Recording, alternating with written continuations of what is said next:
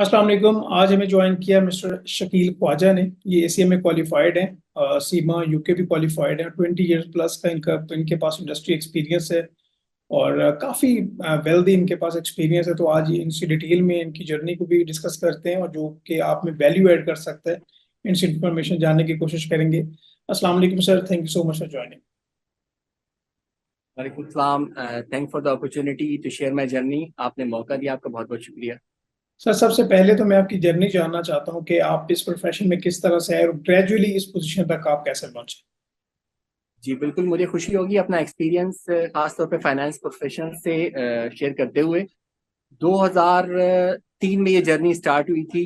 I did my BCom from government college of commerce and economics, और after that I chose to be a professional accountant and I joined institute of cost and management account of Pakistan.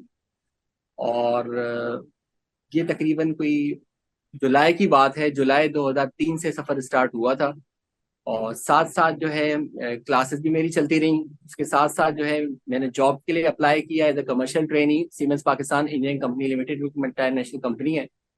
तो उसके test भी साथ साथ चलते रहे, aptitude, entry test और interviews वगैरह, और साथ साथ मेरी क्लासेस का मामला भी चलता रहा। सही। तो थैंक्स टू अल्लाह जो है वो फर्स्ट एग्जाम आईसीएमए के पहले ही मुझे जो है वहाँ पे as a commercial trainee job offer हो गई with stipend of something 4500 at that time. Right. तो जर्नी स्टार्ट हो गई, और मैसेज मेरा यही है कि अल्लाह के फजल से मेरे पेपर भी जो है वो वहाँ पे क्लियर हो गए। जब एग्जाम हुआ तो सबसे बड़ा मसला हमारे प्रोफेशनल स्टूडेंट्स का यही होता है कि अगर आप जॉब कर रहे हैं तो स्टडीज को कैसे मैनेज करें। तो अल्लाह का लाख लाख शुक्र है, it took me some time more than the full time students. लेकिन ये है कि साथ साथ जो है वो जॉब भी चलती रही और स्टडीज का मामला भी चलता रहा। अच्छा, इसके लिए मैं खासतौर पे टिप अपने स्टूडेंट से शेयर करना चाहूंगा। जो मेरी जर्नी रही, तो मैंने अपना एक वो रूल बना दिया था कि जो थ्योरेटिकल सब्जेक्ट्स थे वो फिर कोशिश करके सेल्फ स्टडी से कवर करने की कोशिश करता था, और जो प्रैक्टिकल सब्जेक्ट्स थे एटलीस्ट उसकी एक बार जो है ना, मैंने एक माइंड बना लिया था कि उसकी क्लासेस लेनी है, either eight ICMA, either eight private tuition provider, depending on the availability of slot, because I don't had the luxury कि भाई जो है ना मैंने जो है ना वो इस टाइम पे जो है ना अवेलेबिलिटी मेरे पास स्लॉट की है। तो मेरे एम्प्लॉयर ने भी काफी सपोर्ट किया। अच्छा, साथ साथ मेरा सिलसिला चलता रहा, पेपर्स का भी और आईसीएमए का भी। जॉब मैंने ज्वाइन की सीमेंस में as a commercial trainee in power transmission and distribution division. तो I had the distinction of working as a project controller in many project execution of 132 KV sub station projects. और Siemens की beauty ये थी, या किसी भी multinational की, वहाँ पे एसबीयू का कल्चर है, स्ट्रेटेजिक बिजनेस यूनिट्स का कल्चर है। तो वहाँ पे I work for 12 years almost, but I got the opportunity of working in 4 different type of businesses. Right. So initially I was transmission distribution, looking after a 132 kV grid station as a project controller in 2008. और उसके बाद SAP ERP business के section को मैं head कर रहा था अपना। एक हमारा जो SAP ERP इम्प्लीमेंटेशन का बिजनेस है। राइट। तो after it I got an opportunity of looking after the industrial solutions business. और इसके बाद फिर low and medium voltage switch gear, उसमें जो है पाकिस्तान का पहला जो bagasse based power industrial power generation project है, जेडब्ल्यू शुगर मिल का, तो उसका भी अल्लाह के फजल से I was the project controller from Siemens side.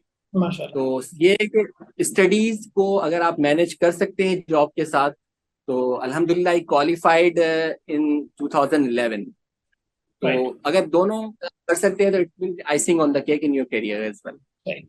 मतलब ये है कि आपको थोड़ा टाइम लग गया बट इवेंचुअली आपने स्टडीज और जॉब को मेंटेन रखा एक तरीके से और यहाँ तक आपकी जर्नी रही। तो सर, आपने यहाँ पे टोस्ट मास्टर का भी मेंशन किया हुआ है अपनी प्रोफाइल में। इसके अलावा आपके पास काफ़ी एक्सपीरियंस है सॉफ्टवेयर्स का, लाइक ओरेकल है, एसएपी है, तो लाइक फाइनेंस का भी एक्सपीरियंस है। ओवरऑल आपके पास इंडस्ट्री का काफ़ी एक्सपीरियंस है। तो मैं आपसे ये जानना चाहता हूँ, स्पेशली अगर हम सीएमएस की बात करें तो स्पेशली अगर हम चार्टर्ड अकाउंटेंट्स की बात करें तो वो ज्यादातर उनमें से काफी ये है कि ऑडिट फर्म में जाना है, ऑडिट करना है। तो कोर अगर हम बात करें ये सीएमएस की, यहाँ पे मैनेजमेंट के रिलेटेड जिस तरह अपने प्रोजेक्ट को भी हैंडल किया, तो आप क्या समझते हैं कि यहाँ पे कोर जो सब्जेक्ट्स हैं वो किस लिहाज से हैं सीएमए को लेके, और उनको आगे जो फील्ड है वो किस तरह से इनिशिएट करनी चाहिए, स्पेशली अगर वो लॉन्ग टर्म करियर अपना देख रहे हैं सीएमएस। बिल्कुल ऐसा ही है, क्योंकि देखे ना, अगर हमारी सॉफ्ट स्किल्स में अगर हम लैक कर रहे हैं तो फिर हम कहीं पे भी नहीं है आजकल के दौर के हिसाब से। और इवन आप तो सीएमएस की बात करें, मैं I will call it for every professional working either as a doctor, engineer, who ever it is working in the field. अगर आपके पास कम्युनिकेशन स्किल्स नहीं है तो यू आर नो वेयर। तो अब अगर मैं अपनी बात करूं तो सीमेंस के बाद जैसे मैंने स्वीस सर्वन गैस कंपनी में फाइनेंस का रोल ऑप्ट किया।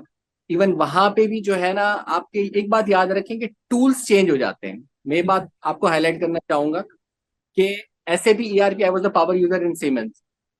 इन Swiss serving gas company we have Oracle financial.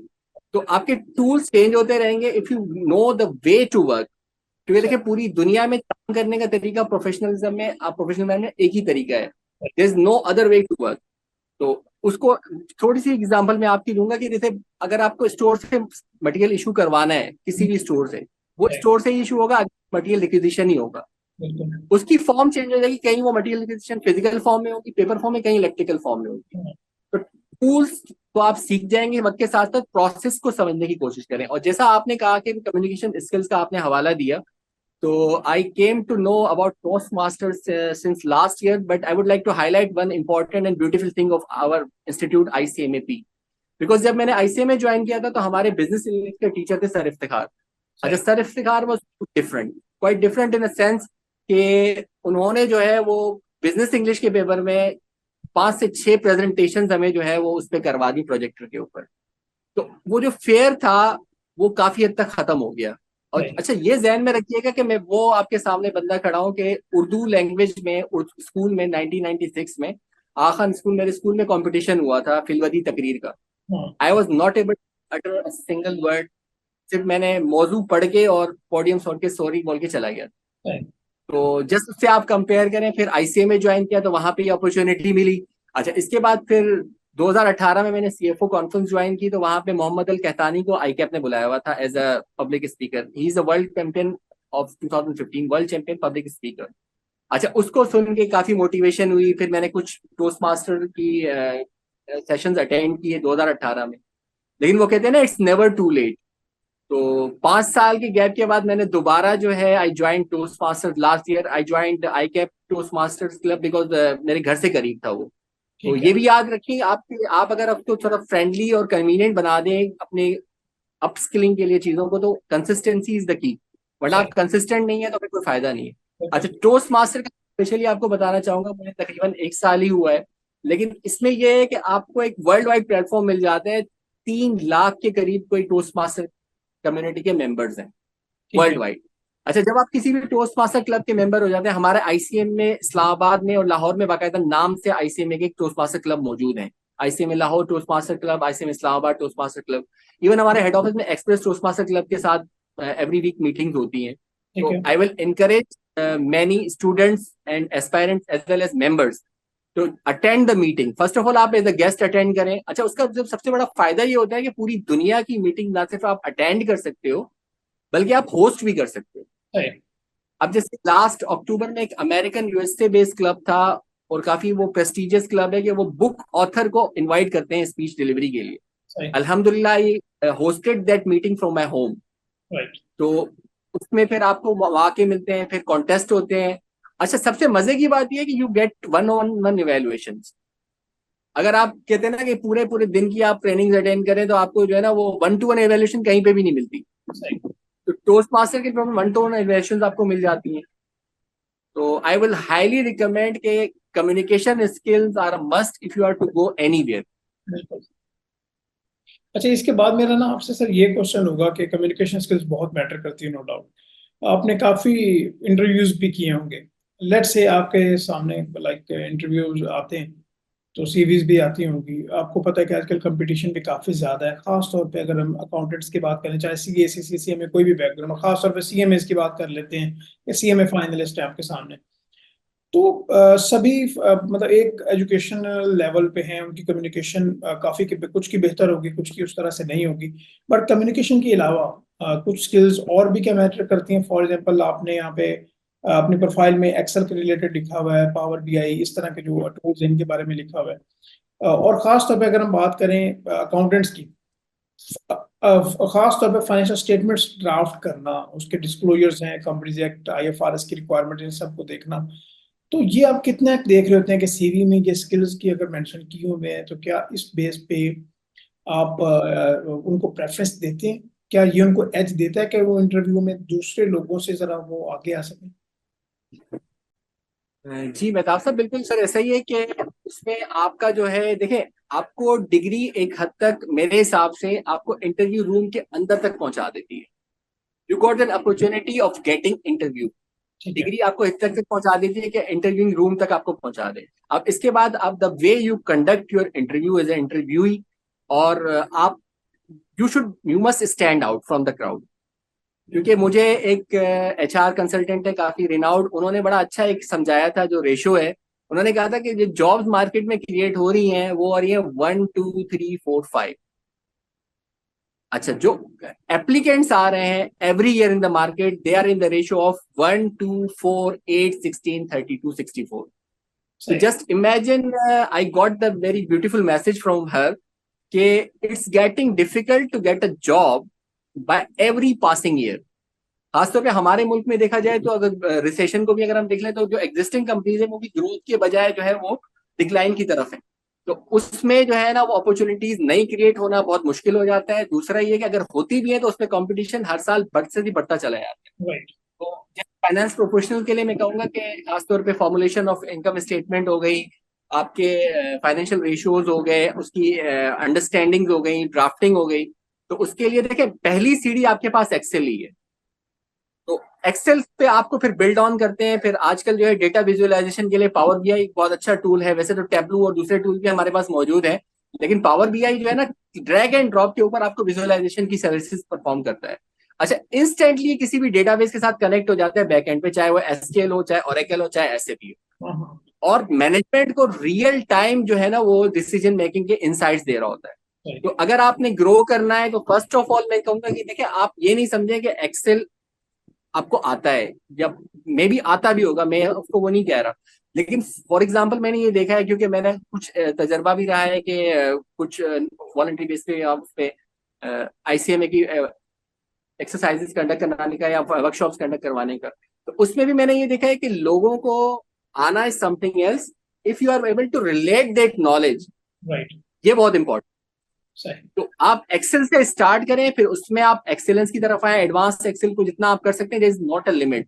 फिर पावर बीआई की तरफ आप मूव करें तो definitely is a very good add on.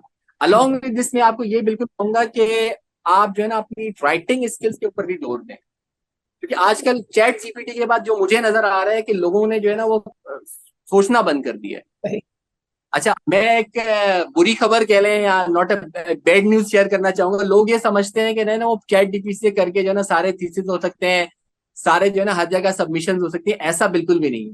सही। पेड सॉफ्टवेयर मौजूद हैं जहां पे भी आप सबमिट करवाते हैं अपना मटेरियल, तो वो उसको चेक करके पकड़ लेते हैं। सही। कुछ मुल्कों ने तो यूरोप का इसके ऊपर पाबंदी भी लगा दी है चैट जीपीटी के ऊपर। ठीक अच्छा, है। दूसरा, हम जो है ना इतने लेथार्जिक हो गए हैं कि उसको ह्यूमनाइज करने के लिए भी ग्रामरली या बहुत सारे दूसरे टूल्स यूज कर रहे होते हैं। एक बात सही। याद रखिए कि जो आपका लिखा हुआ कंटेंट है, फॉर एग्जांपल मैं एग्जांपल दूंगा, मैंने अभी एक रिसर्च आर्टिकल लिखा था, आई के आईसीएम में लिखता रहता हूँ, तो मुझे एक दोस्त है, मैंने शेयर किया, तो उसने मुझे फीडबैक दिया कि यार बेहतर लिखा है और थोड़ा डिफरेंट है।